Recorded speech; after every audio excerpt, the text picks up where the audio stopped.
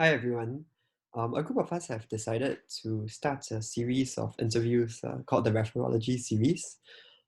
This series of interviews will be interviews conducted on topics that we encounter frequently in our day-to-day practice of medicine, and they'll be held with subject matter experts in these specific topics and fields. So the format of this interview series will be a online interview using a e-platform where we would then field questions that pertain to practical challenges that we face. And it will be basically a Q&A format where through an informal interview, we would aim to answer these questions. So this seeks to deviate away from conventional didactic teaching formats of going through a specific topic from head to end.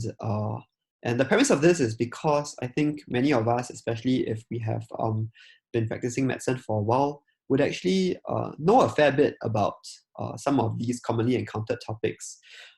So the purpose of this interviews is to really zoom in and home in on really value-adding pieces of areas where we can focus on. And this is what we hope to achieve through this series. So the first is to find answers to the practical challenges and problems that we face in our day-to-day practice of medicine. The second would be to push the boundaries of the comfort levels of managing conditions. So oftentimes we get fairly comfortable in managing some of these commonly faced conditions. But the purpose of this is to really help us to level up, find out a bit more about what's happening in terms of new evidence, and to hopefully be able to push the frontiers of some of these areas. And the third is to actually myth bust and identify areas of deficiency in our practice. So I guess there are certain things that we may be very comfortable with doing, and we may actually be doing on a fairly regular basis. But the question is how much of this is really evidence-based, how much of this is just institution-related practices.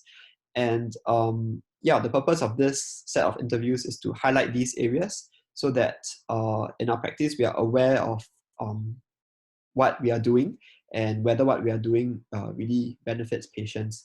So I hope that you'll support us and feel free to provide comments and feedback about these sessions. Thank you.